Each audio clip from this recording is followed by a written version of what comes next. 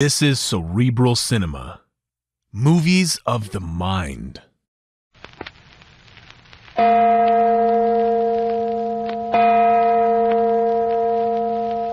Adventures by Morse. Carlton E. Morse presents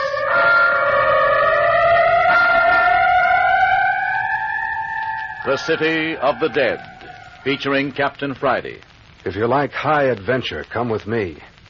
If you like the stealth of intrigue, come with me. If you like blood and thunder, come with me. But first, listen to a word from our sponsor.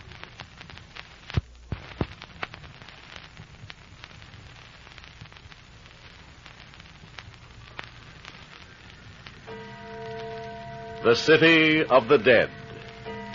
There are 10,000 citizens in the City of the Dead, each with a white marble slab indicating each residence. The gates of the City of the Dead have long been closed to newcomers. It is a city whose population has remained unchanged for the last 10 years. And the mayor of this city is Joshua Friday. Some call him caretaker of the old cemetery in the valley. But anyone who knows Joshua Friday at all calls him mayor. He is the only living person in the City of the Dead. That is, unless you care to include Lammy Fink, a slow-witted fellow who does kitchen police duty and a little gardening in the city during the day and retires beyond its precincts at night. The City of the Dead lies in a tiny valley 25 miles from the suburb of a great city. It is off the main highway and completely isolated from the world. But now it's 9 o'clock on a moonlit, windy night in October. Come on, get out of that car. You heard me. What do you want? You want me to plug you? Oh, Jimmy, do what he says. You too, girl. Get out. You let go of me. You let that girl alone. And get out of the car. Both of you. Yeah. Now start walking. No, the other way. But that's toward the graveyard. You heard me. And don't look back or they'll pick up your bodies in the morgue wagon in the morning. Now get moving. Jimmy, what's happening to us? Keep walking. Don't look around. They've stolen your machine. I know it, Phyllis. I couldn't tackle two armed men. Well, of course you couldn't. Shouldn't have parked way out here in the country. But it was nice. It was so still in the moonlight. Who do you suppose they were? Probably car thieves. They didn't touch us. Jimmy. Listen. Church bell.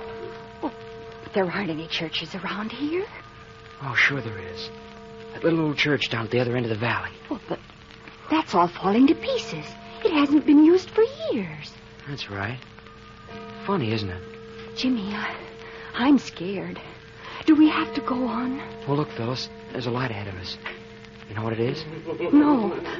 Oh, Jimmy, what's that? Quick, get off the road. Behind those bushes. Get down.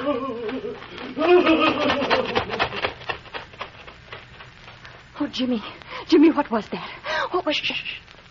Oh, I wish we were home. Don't talk so loud, Phyllis.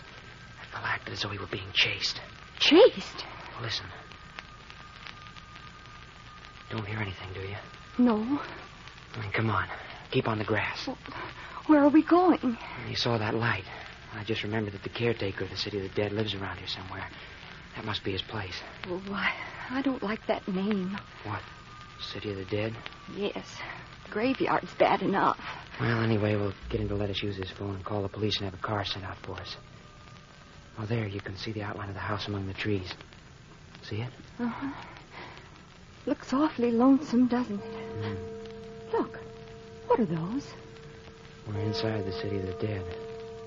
Those are the tombstones glistening in the moonlight. I don't like it, Jimmy. Oh, here's the door. Oh, Jimmy, don't leave me. I'm right here in the shadow. He doesn't answer. It's funny. What do you want? Oh, Hey! no. Hey, where did you come from? What do you want? Are you the caretaker? Supposing I am. Oh, what made you sneak up on us from behind? That you making that crazy noise? What noise? Oh, you mean the man crying? Oh, so 'twas you. Oh, no, it wasn't. He passed us down the road. He was scared. What are you doing here?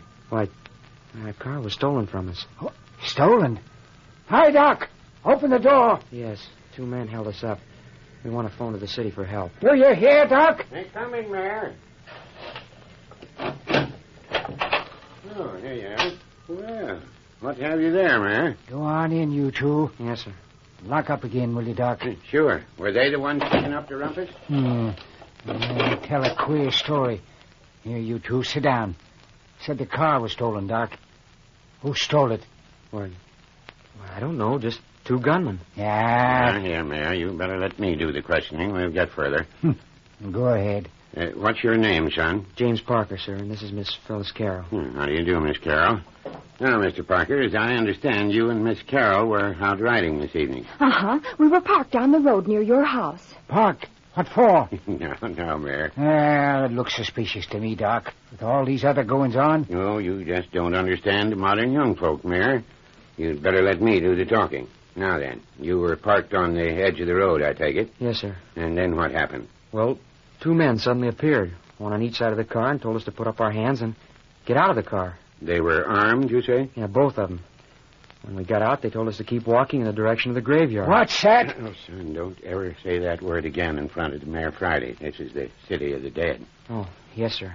Sorry. Yeah, now, go on. Well, just as we saw the light in the caretaker's... Mayor, son. Mayor. Yes, sir. Just as we saw the light in the mayor's house, we heard someone coming down the road as hard as he could run. He was scared. Hysterical, huh? Yes, sir, he was. Crying and sobbing. Oh, Jimmy, you forgot about the bell. Bell? Yes, the church bell. It seemed to come from down at the other end of the city of the dead. I guess it was from the old church down there. You hear that, Mayor? There ain't been no bell in them ruins for 10 years, Doc. No bell? But we heard it. But I tell you Never that... mind, Mayor. Now then, son, what happened after that? Well, after the man ran by, we waited a few moments, and we came to the door and knocked. That's all. Oh, I see. What do you make of it, Mayor? Don't like it. Think they're lying. But we're not. Listen, let me call up the police. Police? The police? Listen, I'm mayor of the city of the dead, and what I say goes.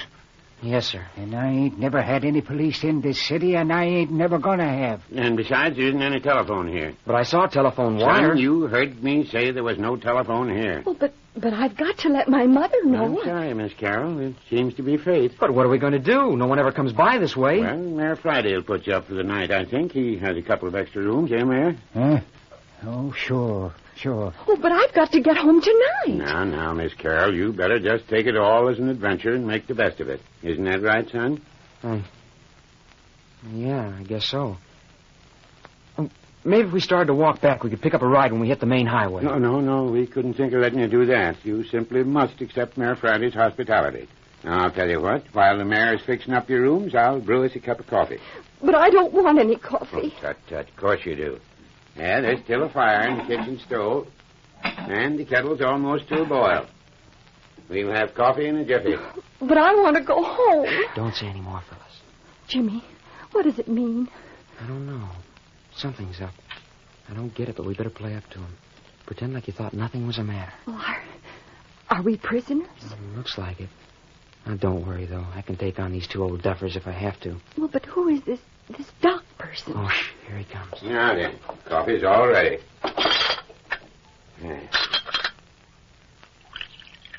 There you are, Miss Carroll. Thank you. Yeah, and there you are, Mr. Parker. Oh, thank you, sir. And here's some buns. They're better if they're hot, but they'll do for this sort of a snack. Oh, no, thank you. I'll just have coffee. Sir, I thought that Mr.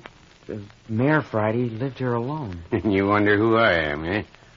Well, I'm what your city doctors would call an old codger, I'm afraid. Just an old country doctor. Doc Tuner is what they call me. But I wouldn't think they'd need a physician in the city of the dead. Oh, no. The city of the dead isn't my seat of practice. That is, I should say it wasn't my seat of practice. You see, son, I'm retired now. All my patients are dead. Dead? All of them? Well, it's this way, young folks. I was a family doctor and had my little practice and was like a member of each family that I doctored.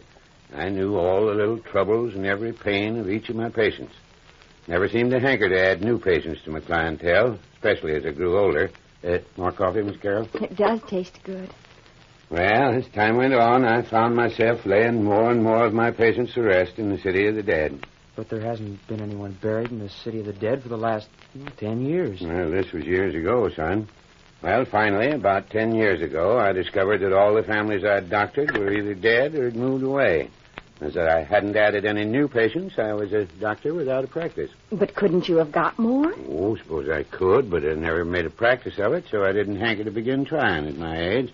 I was getting well along, and besides, I had enough to live on. Oh, I see. Which means that you don't see at all. Well, son, as I said, I lost the last of my patients about the time they closed the City of the Dead as a burying place and opened up a newfangled cemetery over on the other side of the city. My last patient just slipped in under the bars, you might say. Last person to be buried here. All your patients are buried in this great the City of the Dead? Every one of them. So you can see the City of the Dead has a very soft place in my heart. I often come down here and stay a spell with the mayor. It's kind of like being with old friends. Going down there among those little white headstones brings back all the old days to me. And you just happen to be here on a visit tonight? Huh? Oh, yeah. Oh, here comes the mayor. Well, your room's just ready. Yeah, that's good. I suppose, Miss Carroll, you'd better take the first room. Mr. Parker, you take the one right next to it. That right, Mayor? Don't make no difference. Yeah, good night. I hope you both sleep well. I'll call you for breakfast. Good night, Dr. Tuner. And you too, Mr. Mayor Friday. Good night, son. And you, Miss Carroll. Yes. Good night. Night, Phil. Remember, I'm right next door. Night, Jim. And now you, son. Yeah. Hi. Hi out there. Hey, what do you mean by locking the door? Oh, Phyllis! Phyllis! Jimmy, is that you? Yes, Phyllis, they've locked me in and the window's barred.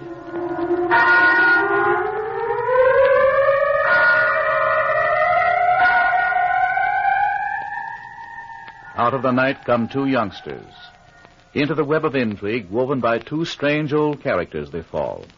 Prisoners of Doc Tuner and Mayor Friday. Just who are? But before we go into that, a word from our sponsor.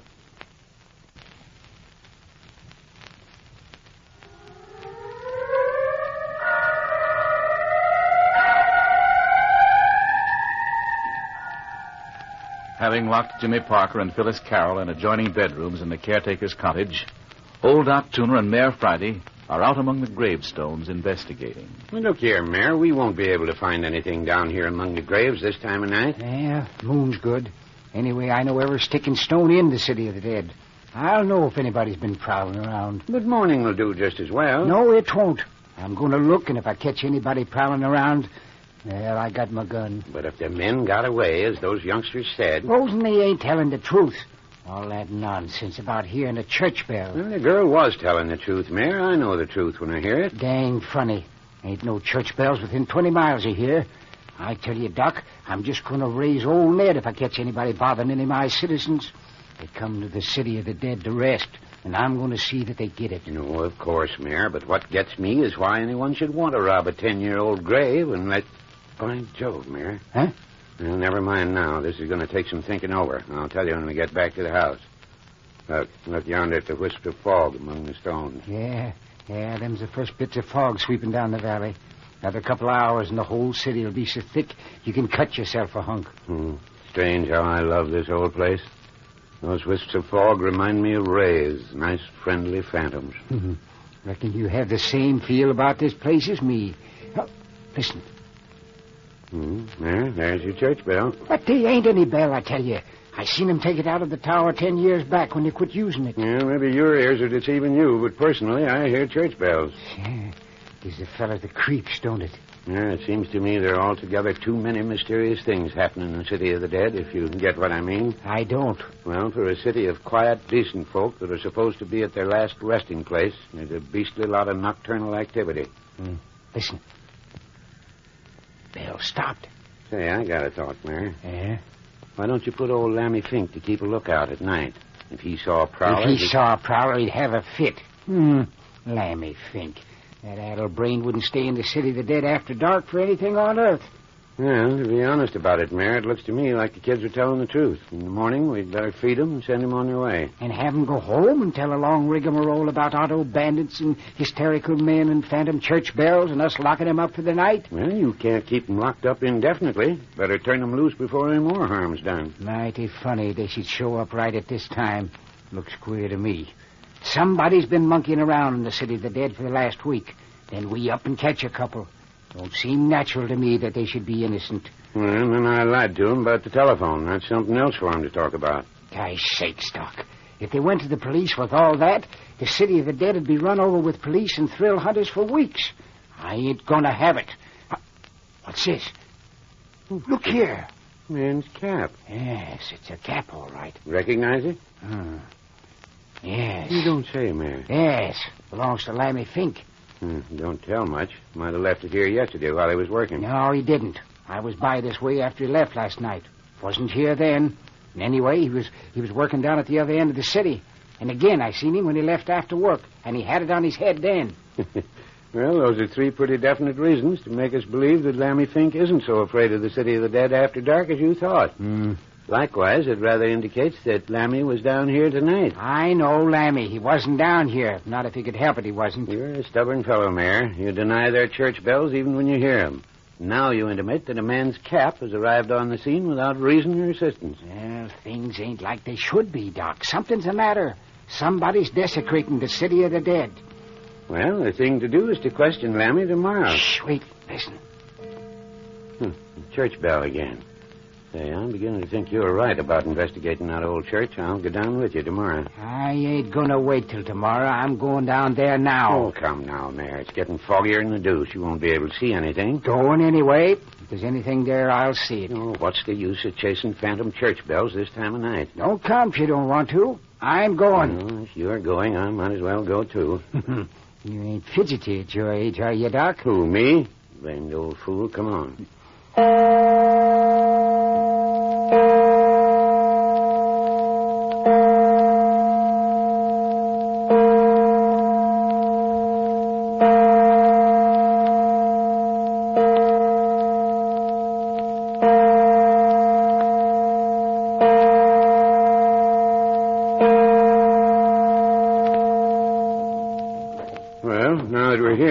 About it. Can't see a blame thing. Got a flashlight, Doc. Always carry one. Dilapidated old ruin. Should have been torn down long ago. Come on. I'll lead. And look out where you step. Every board's full of rottenness. Floor's liable to collapse and let you through. I ought to know that. Been in here often enough.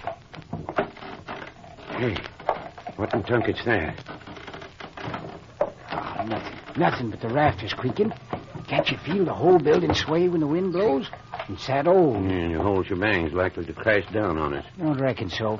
Keep quiet. What the deuce for? You don't expect to run into anything here, do you? Most folks have better sense than to risk their neck in this kind of a place. If a bell rung, somebody rung it. But you said there wasn't any bell. Mm-hmm. Last time I was in here is when we buried old man Burton. It's more than 10 years back. You remember old man Burton, Mayor? Yeah. Yeah, walked down this very aisle behind his coffin. Oh, Lord almighty, Mayor. Just a screech owl, Doc. That's the blamedest noise. Shh, hold it. I told you we should have waited till morning. It ain't nothing. Come on. Where are you going now? We're gonna climb up this here ladder into the belfry. No, we're not. I am. Like as not, one of the rungs will give way and you'll break your neck. I'm gonna chance it. Yeah, then let me go first. No. This here's my funeral. You be careful, Mayor. Listen to those rungs squeak under your weight. Yeah, they'll hold, I guess. Are you coming? Yes, of course. Hold that light down here so I can see what I'm doing. All right. Right behind you. All right, Doc. You wait for me at the top of the ladder. Yeah. If there's anything doing, I might as well be in on it.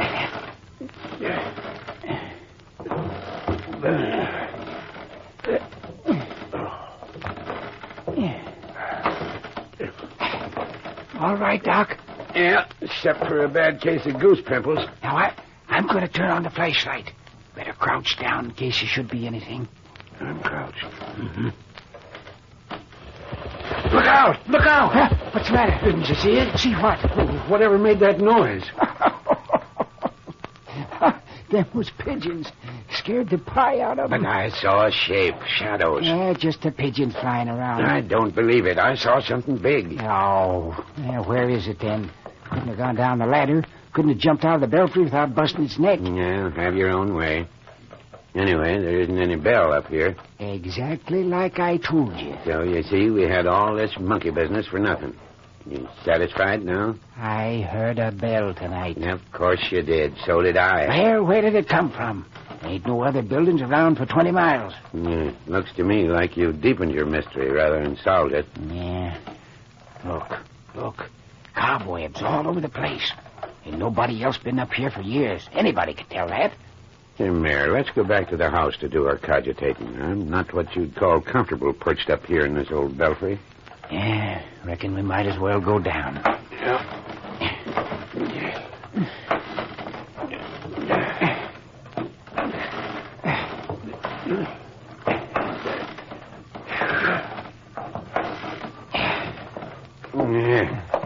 Glad that's over. I'd make a blame poor monkey at my age. Come along. Now, where do you think you're going? Well, as long as I'm here, might as well look over the whole place. You sure are anxious to break a leg. You feel how springy these floorboards are? Liable to give away any minute. We'll take a look behind the altar. Yeah, what's back there? Well, it used to be the preacher's study. It was never used, though, after the old bell ringer committed suicide in there. By Jove, Mayor, I'd forgotten about that. Old Sammy Martin hanged himself, didn't he? Yeah. Yeah, locked the study off and never used it after that. Of course I remember now. 15 years ago, if it was a day. It ain't locked no more, don't reckon. Look here, Mayor, I'm not so certain I like this. Like what? Well, we've got a dead bell ringer. Yeah? Now we've got a phantom bell. You think there's any connection? No. You? I hope not. Whoever heard of a doctor being scared of ghosts? I don't recollect saying anything about being frightened. I'm just putting two and two together. Mayor! Where are you? Where's the light? Are you hurt? No, I'm all right. It just broke through the floor and... Hurt? Have you got the light? No, just skin my shin blast this rotten place. But the light... Yes, here it is. I hung on to it. My soul, what was that? Come from the study, didn't it? Yes, sounded so. Oh, that's only the rafters. Here, help me pull my leg out of this danged hole. Wait a minute until I turn on the light. No, leave it off. We'll sneak up on the study. What do you mean, sneak up? Here, give me your hand. There you are. Now, look here, Mayor. I've had enough for one night. I'm gonna see what made that noise. No fat chance of sneaking up on anything after the crash you made when you fell. We'll sneak up to the door and throw it open. Yeah, and get shot for our trouble. No, we won't. Be lying flat on the floor. Yeah. Yes. Then we'll wriggle into the room. Now, listen, I'm no snake. Then we'll wait until we hear a noise. You're crazy, Mayor. Yes, maybe so.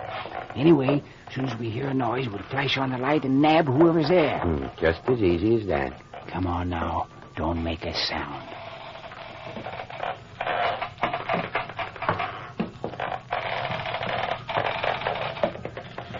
Here's the door. Lie down flat. Right in front of the door? Yes. It swings in. I'm right alongside you. Well, who's going to open the door? I am. I've unlatched it. All I got to do is give it a push. Well, push. What?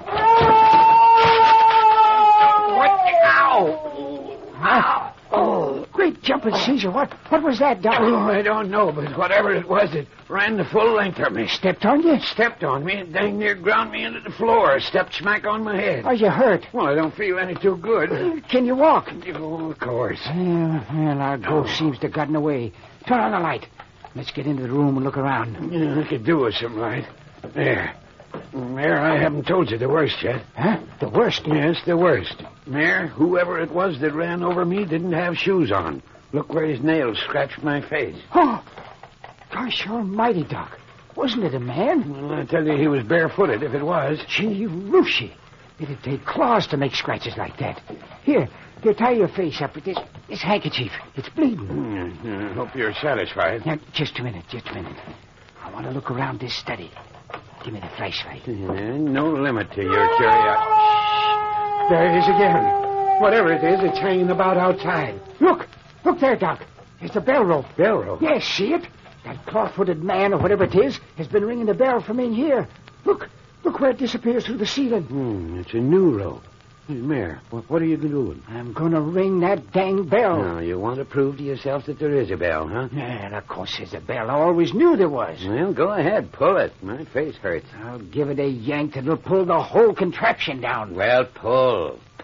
Yeah, here goes. Mayor! He's shot. It wasn't a bell, it was a trap.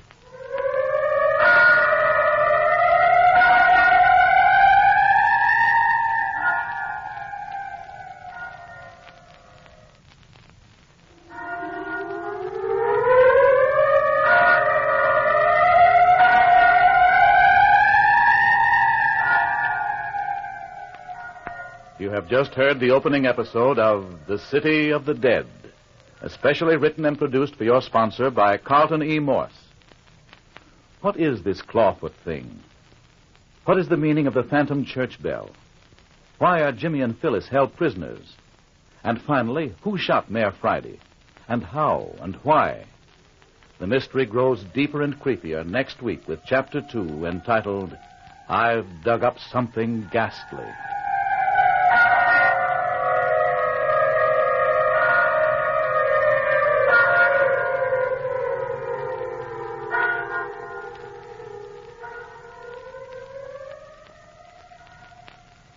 Cerebral Cinema hopes you have enjoyed this movie of the mind.